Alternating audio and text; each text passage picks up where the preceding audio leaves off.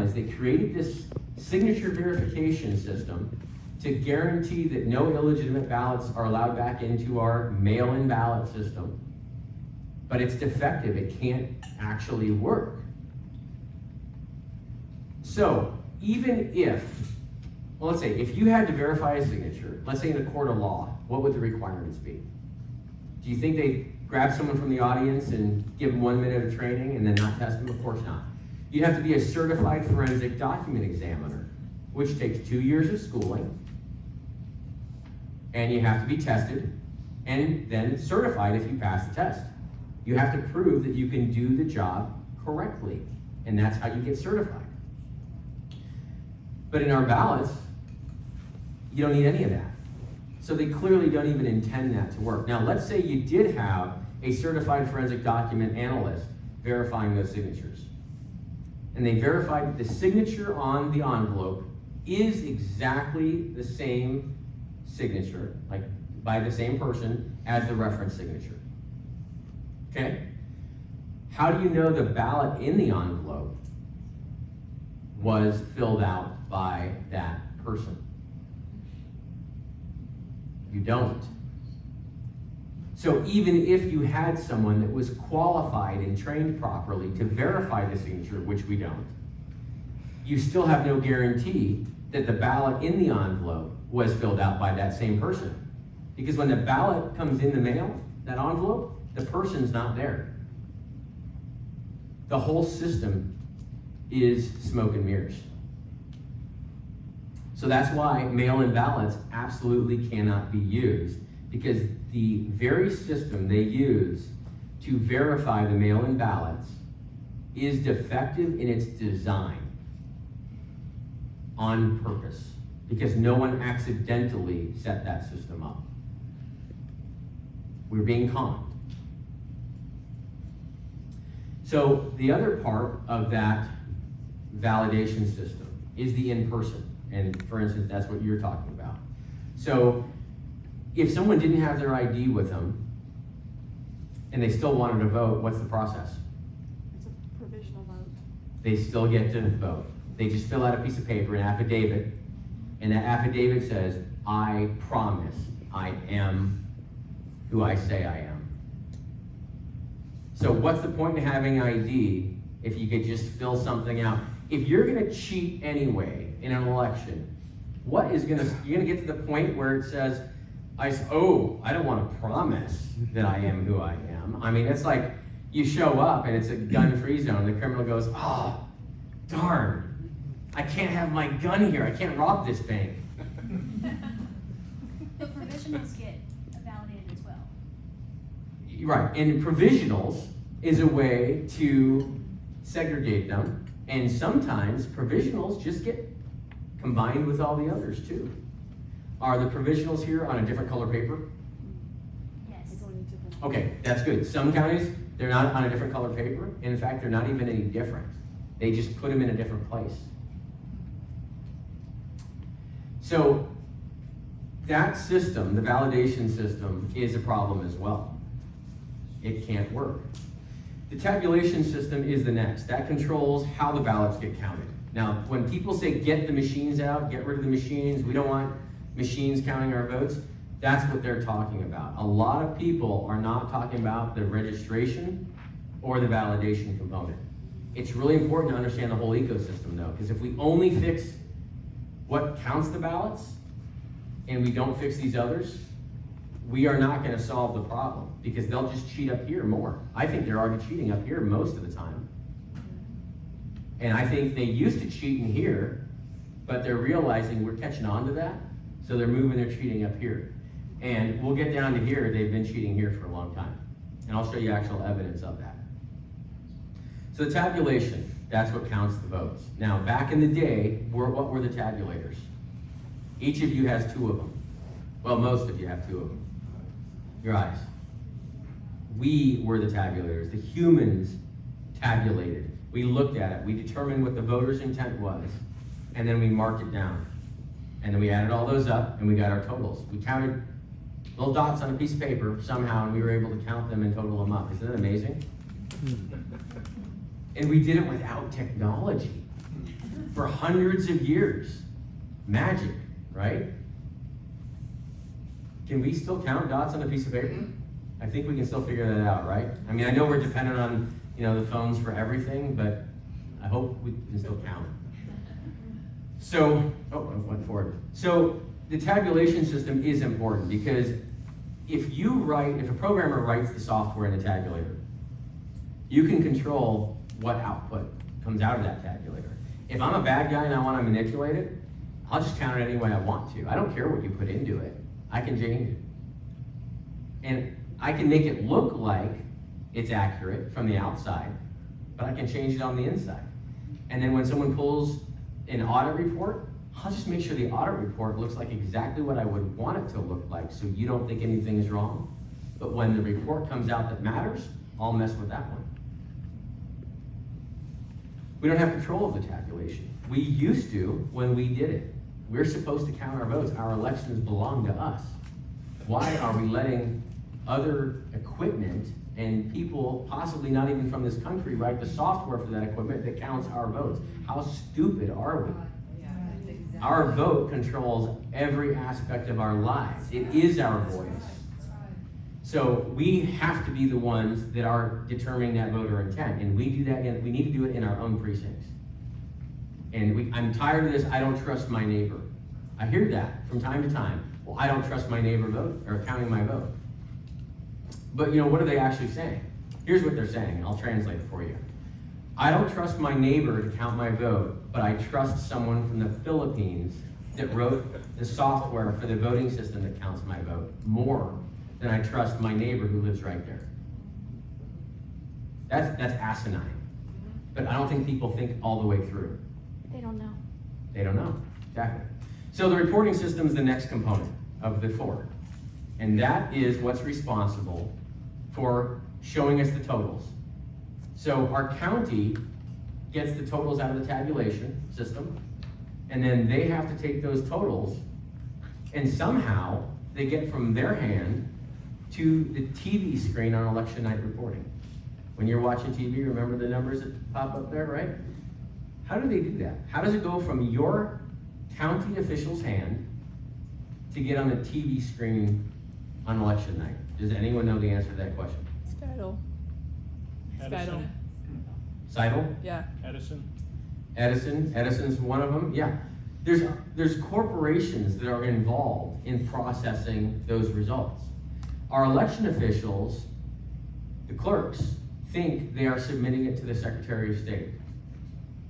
Now, in some cases they may be. In other cases I've seen, they aren't submitting them to the Secretary of State, even though they think they are.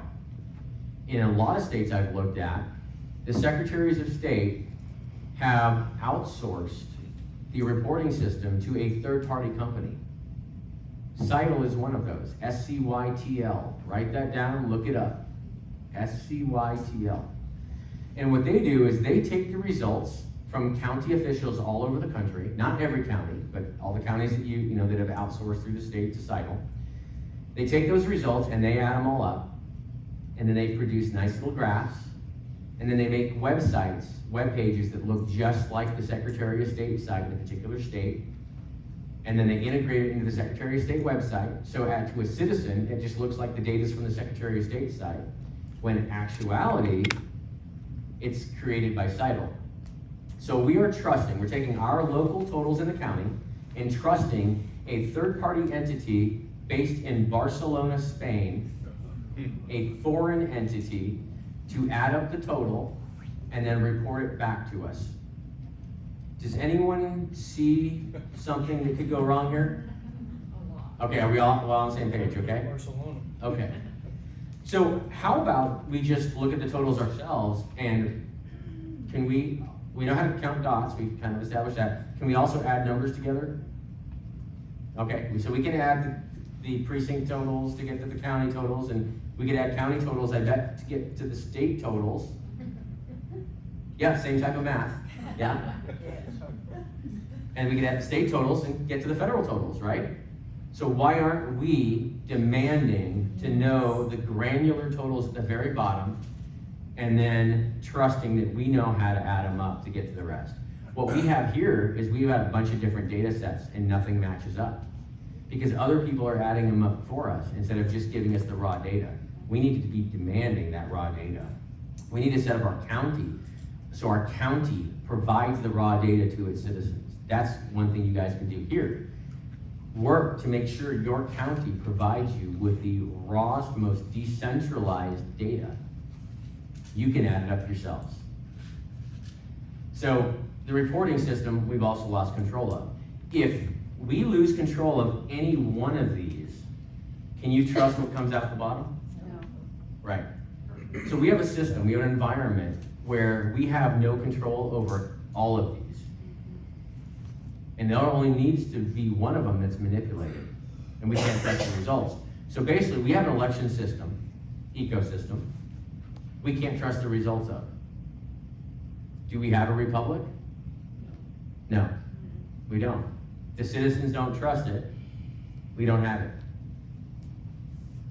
So, back in the day, here's what we used to do. The county managed the voter rolls.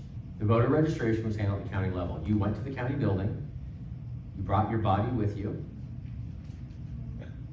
They verified you had a body there. They verified your ID, you filled out a voter registration card. They put that card in a file, physical piece of paper. Could someone from Iran hack that card? No. Could someone from the next county over hack that card? No. The only person that could hack that card is someone who had physical access to that card, which would be in your county, right? So you have a very small attack surface when you have that type of control. But when you move to an electronic system, all of a sudden your attack surface gets larger. Even if they had a database in the county on a computer system there, it grows from that file cabinet, it gets bigger, now it's the county network. And if someone were to get in that county network, if it had access to the internet, now your attack surface gets much larger. And then if you take that same system and you move it to the state level, now you have a state system with a massive attack surface. And it's a pretty high value target in addition. Then you outsource that to a corporation that handles voter rolls for 32 states. Now you have the largest attack surface ever. And it's connected. 32 states can control, obviously, an entire election in the United States, which is the highest value target in the world. And you got people probably drooling to manipulate this system because they can just manipulate a few things in this one system and they control 32 states of elections. And that's what Texas did, and many other states, 31 other states. They signed up with ERIC. Now, we are out of ERIC, which Texas is out of ERIC, and 9 other states have also dropped ERIC. So that's step one. Hopefully they don't make a stupid mistake and jump into another system that's just as bad or worse than ERIC was. And these are the same people that already made the stupid decision to go into ERIC. So I don't trust their judgment skills. What they need to do is hire an expert that can actually tell them what the true risk is of making the decisions and weigh that in rather than just blindly making a decision. So that's a voter registration system. County level on paper cards. Then when you went in to vote at the precinct, they validate who you are. Again, you had to bring your body with you to vote too, back in the day. And they validate you, they give you a paper ballot. You fill that paper ballot out right there, you put it in a box. At the end of the day, they'd open that box and everyone there would count those ballots right there in that same room. The ballots didn't go more than 20 feet, and they were all right there with all of the Democrats and Republicans and all the witnesses, all the poll watchers, everyone's right there. Very little can happen, small attack surface. Where do our ballots go now? Our ballots travel all over the world. We don't even get to travel all over the world. They locked us in our houses, or tried to, for like 2 years. But our ballots, they're free to roam everywhere. And they didn't even have to wear those little face diapers that they wanted us to wear. By the way, do not ever put a face diaper on your face again. Okay? I don't care who tells you to do it. They have only the power we allow them to have. Yep. And when we say no, it's over. That's right. So stop saying yes. Just say no. It's really easy. This is our country, not theirs. Okay, so all that was done in the precinct location. Then they would get the totals. Our own citizens that counted the ballots using their two little tabulators here, right? They'd call it into the county and give the county the totals.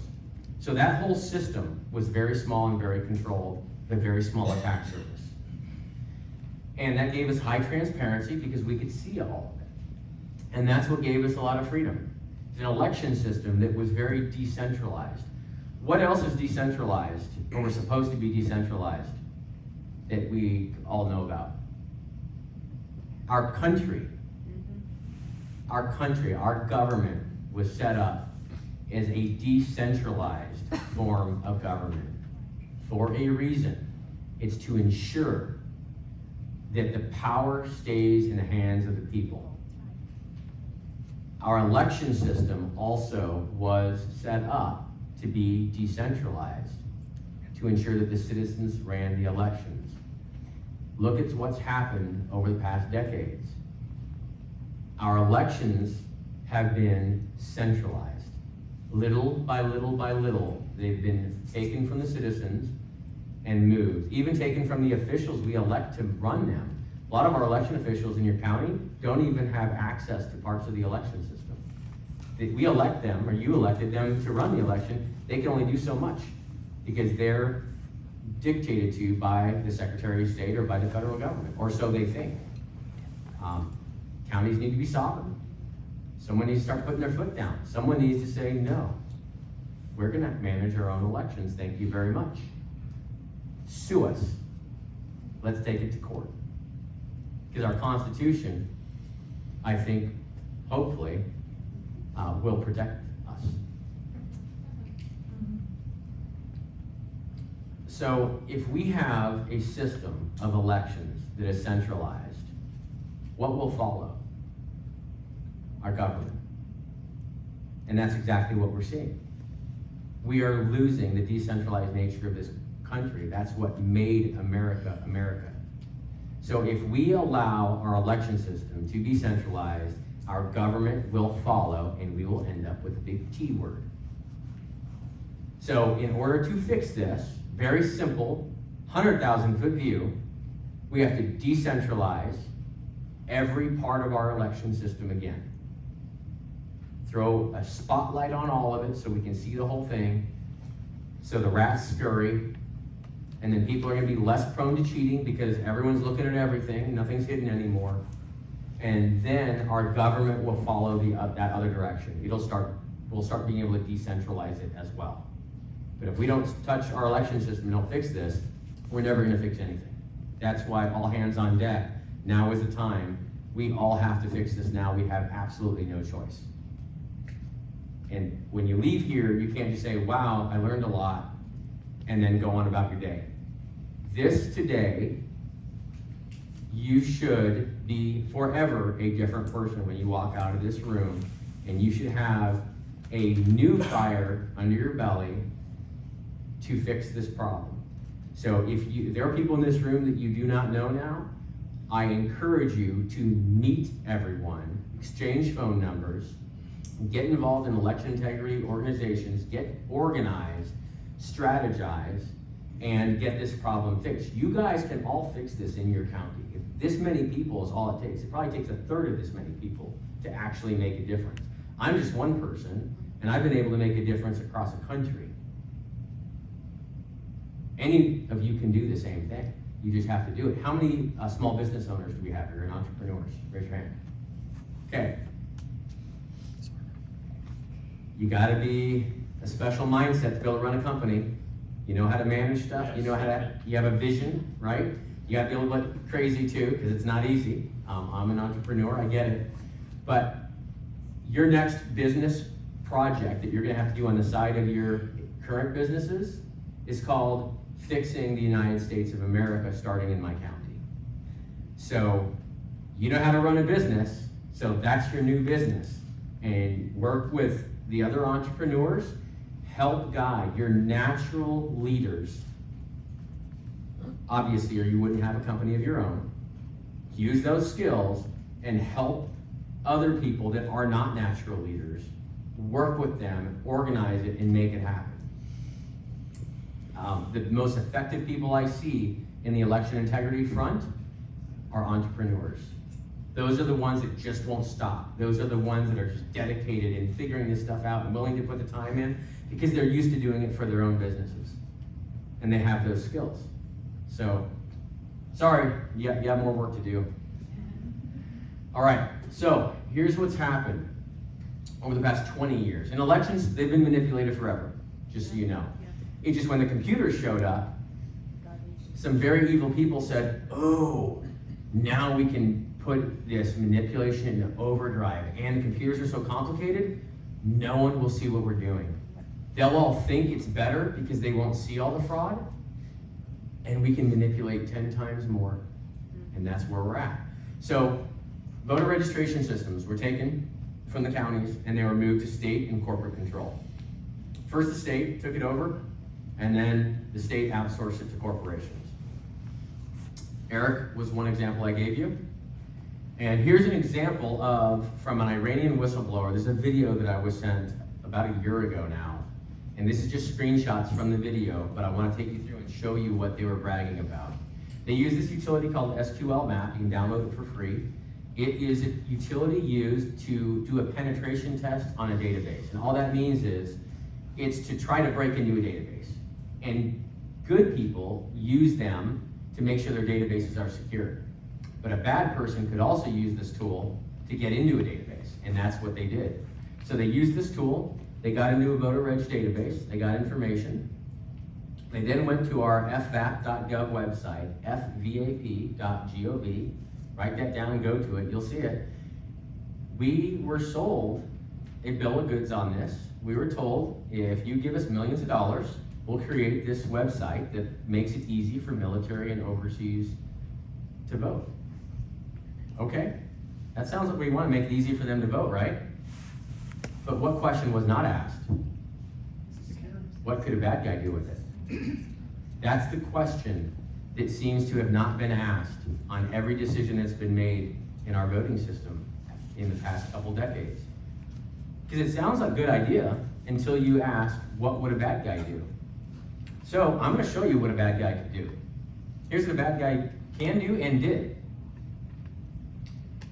So they went into this and they started filling it out for someone, but they weren't the person they were filling it out for. They picked a state, they grabbed the information from the database, they picked the election, November 3rd, 2020, put in the information, chose the choices on the ballot. Oh, and they ended up with, just in the Alaska ballot folder, ballots Alaska, 134,218 ballots sitting on this person's computer. Would that be normal for anyone to do? How many ballots? Whoa. How many ballots would you create for yourself? One. Okay, that's right. Also one? One. Okay. But you wouldn't create 134,218. Okay. In one state. Alaska. So, these are all the other states that were listed. Texas was not in this list. But don't jump to the conclusion that, oh, Texas is safe, because maybe his buddy was doing Texas. We don't know, because we have a system that can't be audited, and the citizens can't see it. And our government that works for us won't let us access that information, right? That's a problem. So here's a real world Texas example, since I brought Texas up. Collin County. Luckily, some citizens that would not stop demanding information with some public information requests got some data, and they started looking deep into it, because apparently the officials they elected to do it weren't doing it. So they did it themselves, and they found inconsistencies in the voter registration records. Unexplained inconsistencies. That's the type of thing that you would see if someone was manipulating it from the outside. That is evidence of something going wrong. It does not show exactly what happened or who did it, but it's evidence that something doesn't line up. If you were missing $5 here and $7 here or $50 here in your bank account, would you recognize that? Would you realize that eventually?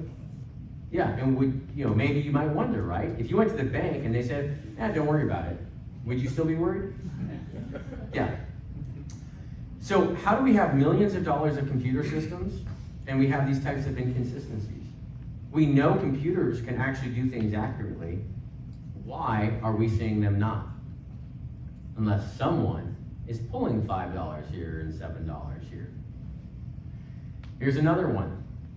More records that just show up magically a month later. Galveston County, same thing.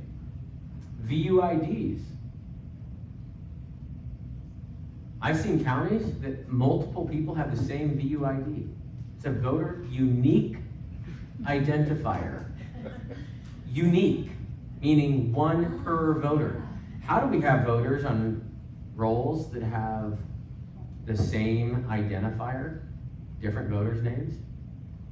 How are $1 million of computer systems making that mistake, really? Or is someone manipulating the systems? And they're so complex. Let me ask you, how many voter rolls have you asked for and then evaluated like this? Because you don't know how to, right? Exactly. And most citizens don't know how to. And most citizens don't have the time to do it. They count on that. They bank on that. And they're able to manipulate. And I can tell you right now, we are able to see this. The next go around, I don't think we're going to see it. Because now they know where we're looking. So they can just go one step further, and they can just make sure it doesn't show up in any of the reports. And they'll just block us from getting them. Here's another good example. At 6:13 p.m., this website reported the most recent data was on that same day, April 22nd. 3 hours later, the most recent data was on the 20th of April, 2 days before. So say it again. 2 days lost. At 6:13 p.m., they had data all the way up to the 22nd. 3 hours after that, they only had data to the 20th. Where's the 2 days of data? That's not an accident. Someone's manipulating the system. This is exactly what it would look like if people were manipulating things. This is the kind of stuff we'd see, and we're seeing it. Brazos County. So this is interesting. I'll give you a little background on this. What we're in right now is not just someone manipulating the election system only. It's also a psychological war, right? They've got to psychologically get us to accept what it is that we're seeing in front of our very eyes. So one of the tactics is predictive programming. Feed us some information so we see it in our head, and then when we actually see that same thing later, we're more likely to accept it. So they did this a lot. They talked about this huge turnout, huge number of registrations, record registrations. Remember that? Record turnout. I'll tell you about my NAS story if I have time, but I was gonna run for Secretary of State of Colorado in 2021. I went to the National Association for Secretary of State conference for 4 days long. That's what they talked about. All the secretaries of state, I wouldn't say all of them, most